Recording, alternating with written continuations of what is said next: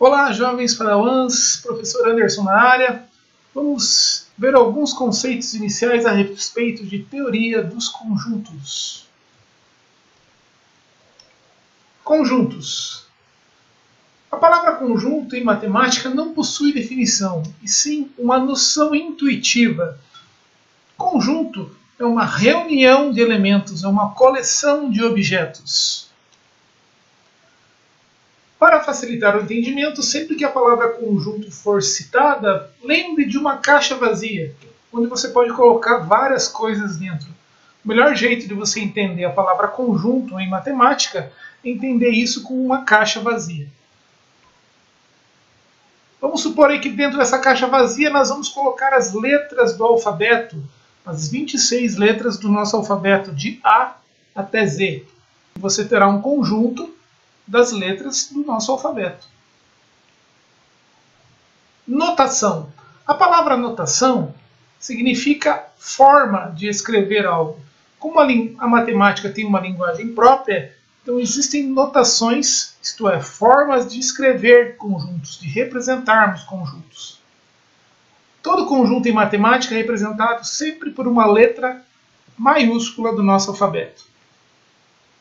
Exemplo, conjunto das letras do nosso alfabeto, que é o que a gente representou aí no slide anterior. Existem três formas básicas de representarmos um conjunto: enumeração, diagrama de Venn-Euler e compreensão. A seguir nós veremos como fazemos a representação de um conjunto através dessas três formas: enumeração, diagrama de Venn-Euler e compreensão. Notação. Neste exemplo, vamos escrever o conjunto das vogais. A primeira forma para fazermos isso, vamos utilizar a enumeração.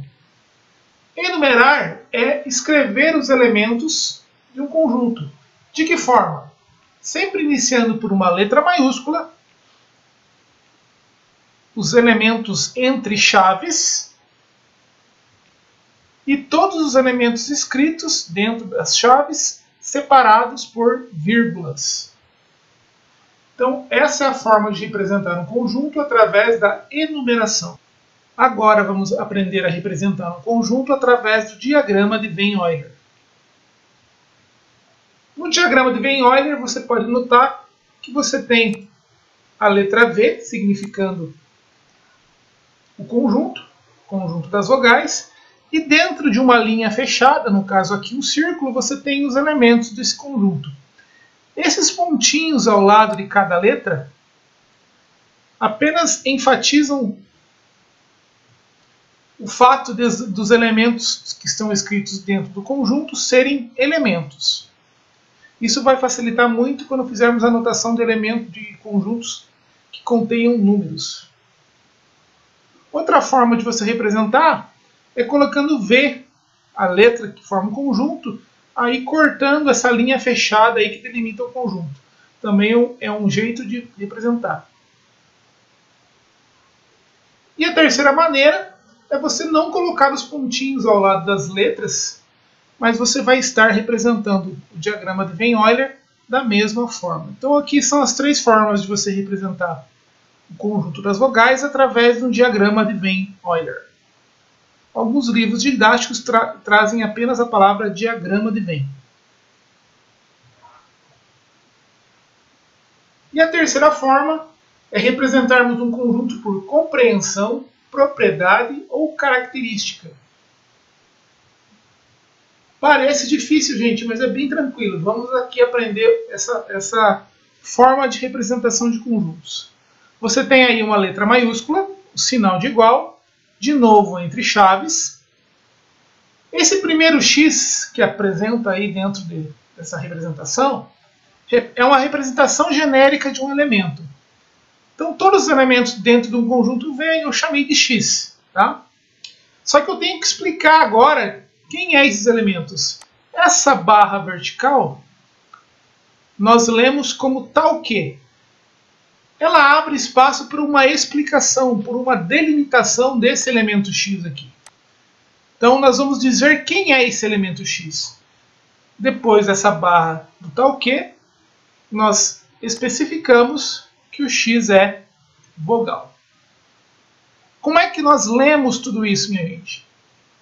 O conjunto V é formado por elementos X, tal que X é vogal. Sendo que esse X é vogal, é a propriedade ou característica que se atribui a todos os elementos do conjunto V, ou o conjunto das vogais. Leitura, enfatizando novamente, o conjunto é formado por elementos X, tal que X é vogal. Então, o conjunto das vogais, as três formas aí que nós aprendemos a representar. A primeira forma, que é a chamada enumeração, é escrevermos os elementos do conjunto dentro de chaves e separados por vírgula. O diagrama de Venn-Euler, que é escrevermos o conjunto dentro de uma linha fechada, colocando todos os elementos dentro dessa linha fechada. Aqui no caso é um círculo, mas poderia ser uma elipse, um quadrado, sem problema nenhum. E a terceira forma, que é a forma de compreensão, propriedade ou característica. Lembrando como nós lemos isso daqui, o conjunto V é formado por elementos X, tal que X é vogal. Relação de pertinência. Relação de pertinência, como a própria palavra nos lembra pertencimento. Então, relação de pertinência é uma relação que se estabelece entre elementos e conjuntos. Nada mais é do que dizermos se um elemento pertence ou não a um conjunto.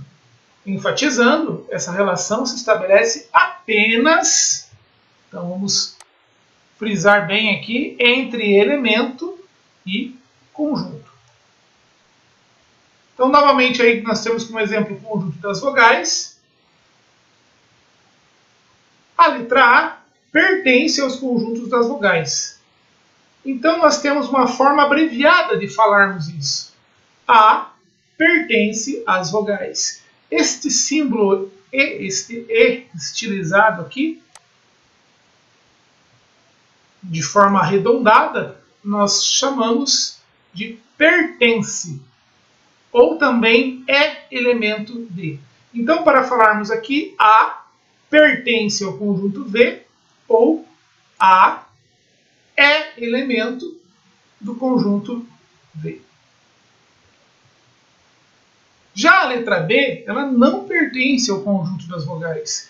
Então, ao contrário de escrevermos tudo isso, nós utilizaremos um outro símbolo, que é aquele E arredondado mais barrado, cortado. Então, dessa forma, nós lemos essa simbologia como B não pertence ao conjunto V, ou B não é elemento do conjunto V. Então, aprendemos dois símbolos novos, que são relativos à relação de pertinência. O E arredondado, que significa é elemento de, ou pertence. E esse Ezinho barrado, que significa não é elemento de, ou não pertence. Relação de inclusão. Relação de inclusão é uma relação que determina se um conjunto está contido ou não dentro de um outro conjunto. Essa relação se estabelece apenas entre conjuntos. Na relação de pertinência, a relação se estabelecia entre elementos e conjuntos. Na relação de inclusão, ela se estabelece apenas entre conjuntos. Exemplo. Vamos utilizar aí de novo o conjunto das letras do alfabeto e o conjunto das vogais. Aqui nós escrevemos esses dois conjuntos por enumeração. E notamos facilmente que todos os elementos do conjunto V, que é o conjunto das vogais, também pertencem ao conjunto A, que é o conjunto das letras do alfabeto. Podemos dizer então que V está contido em A. Porque todos os elementos de V pertencem a A. Ou podemos dizer também que V é subconjunto de A. Para não precisarmos escrever tudo isso, nós utilizamos essa simbologia. V está contido em A. Ou V é subconjunto de A. Muito mais fácil, economiza bastante tempo escrevermos utilizando essa simbologia. Então, esse C aqui entre a letra V e A, na verdade, não é um C. Isso é um símbolo, tá? É um símbolo que significa está contido ou é subconjunto de. E existe uma outra forma. Podemos dizer também que o conjunto A, que é o conjunto das letras do alfabeto, contém o conjunto V. A contém V. Também temos uma simbologia própria. A contém V. Agora você percebe aqui que você tem um C invertido, mas também, de novo, não é a letra C. É um símbolo que significa contém.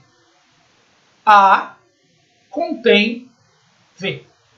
Então, dando sequência aqui, gente, nós temos de novo o conjunto A sendo o conjunto das letras do alfabeto e agora um conjunto B com 4 elementos numéricos, 0, 1, 2 e 3.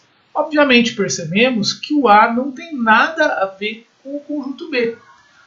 Os elementos do conjunto B não pertencem a A. Então podemos dizer que B não está contido em A, ou B não é subconjunto de A. Para isso nós também temos uma simbologia própria. B não está contido em A. Perceba que novamente nós temos aquele símbolo que parece um C, mas na verdade não é um C, ele é um símbolo matemático, barrado com essa barra transversal. Esse símbolo significa não está contido ou não é subconjunto. Então nós lemos B não é subconjunto de A ou B não está contido em A. Nós podemos também dizer que A não contém B, utilizando também uma simbologia própria. A, conjunto A, não contém aquele C invertido, que na verdade não é um C invertido, né? É um símbolo matemático, que significa contém. Se ele for barrado, não contém B. Então nós temos que o conjunto A não contém o conjunto B. Tranquilo, gente? Então vamos fazer um breve resumo dos símbolos da inclusão de conjuntos. Então, este símbolo que parece com um C, mas na verdade não é um C, ele é um pouco mais alongado, um pouco mais achatado. Então, esse símbolo significa está contido ou é subconjunto de. Quando ele for barrado, ele vai significar não está contido, não é subconjunto de. E quando ele estiver na forma invertida, ele significa contém. E se ele estiver barrado, significa não contém. Resumo da simbologia.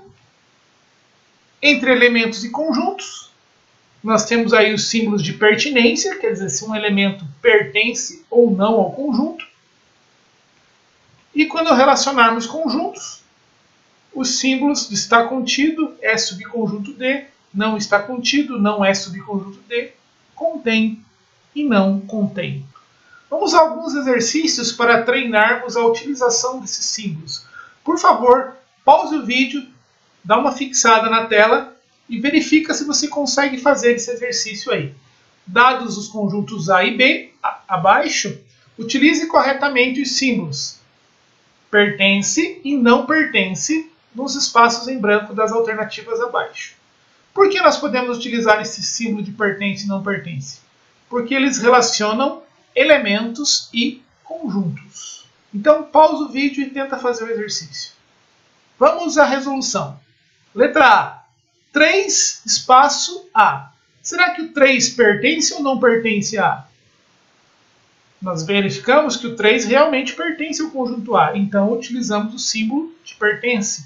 3 pertence a A. Na letra B. 4 espaço B. Será que o 4 pertence ao conjunto B?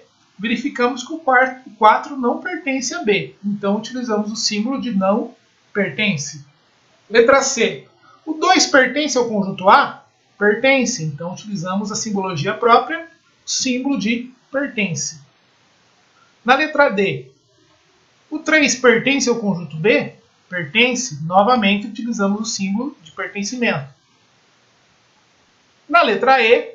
O 2 pertence ao conjunto B?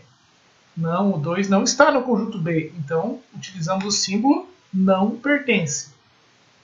Na letra F, o 5 pertence ao conjunto A? Não, o 5 não pertence ao conjunto A. Ou melhor, pertence ao conjunto A. Então, nós colocamos que 5 pertence a A. Vamos ao exercício número 2. Dados os conjuntos T, V e X abaixo, utilize corretamente os símbolos contém e não contém nos espaços em branco das alternativas abaixo. Lembrando que os símbolos do exercício significam contém e não contém. Pause o vídeo, analise os conjuntos e tente resolver o exercício. Vamos à resolução do exercício. Letra A. T e V. Verificamos que T contém o conjunto V, porque todos os elementos de V também pertencem a T. Na letra B, vemos que X não contém V. Por quê? Porque X não contém todos os elementos que pertencem a V. Na letra C, nós verificamos que V não contém T, porque V não possui todos os elementos de T. Na letra D, nós verificamos que X não contém T, porque X não possui todos os elementos de T. Na letra E, nós verificamos que V contém X, porque todos os elementos de X pertencem a V. Na letra F, verificamos que T contém X, porque todos os elementos de X também pertencem a T. Exercício número 3. Dados os conjuntos T, V e X abaixo, utilize corretamente os símbolos está contido e não está contido nos espaços em branco das alternativas abaixo. Lembrando, os símbolos agora a serem utilizados é o está contido, ou também é subconjunto D, e o símbolo não está contido ou não é subconjunto D. Pause o vídeo, tente resolver o exercício, daqui a pouco voltamos com a resolução.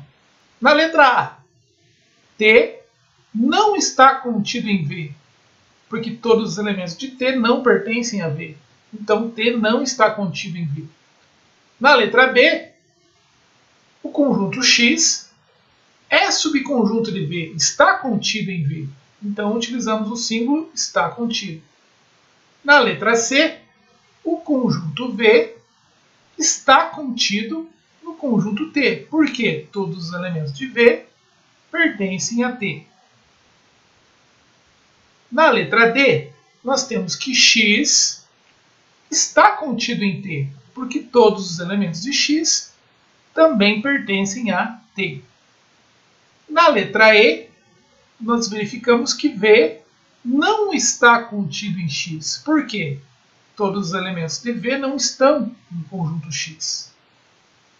E na letra F, verificamos que T não está contido em X, porque todos os elementos de T não pertencem a X. Exercício número 4. De acordo com o diagrama de Venn Euler abaixo, assinale as alternativas como verdadeiras ou falsas. Pause o vídeo, resolva o exercício, daqui a pouco voltamos com a resolução. Na letra A letra A nos diz que M contém A. Verificamos que M, na verdade, está contido em A, então a letra A é falsa.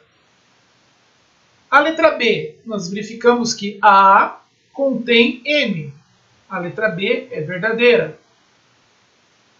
Na letra C, verificamos que A contém N. Verificamos que todos os elementos de N também pertencem a A. Então, a letra C é verdadeira.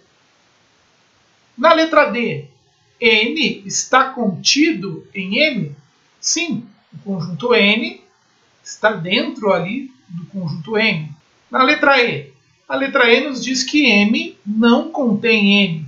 E, na verdade, pelo diagrama, M contém N. Então, a letra E é falsa. Na letra F, A não contém M. Na verdade, A contém M. Então, a letra F é falsa. Na letra G, M não está contido em N. E realmente M não está contido em N. Ao contrário, né? N está contido em M. Então, essa alternativa é verdadeira. E na letra H, M não está contido em A. Pelo contrário, todos os elementos de M também pertencem a A. Então, temos que M não está contido em A é uma alternativa falsa. That's all, folks! May the math force be with you guys! Por hoje é só, isso é tudo, meus queridos. Que a força da matemática esteja com vocês. Um grande abraço!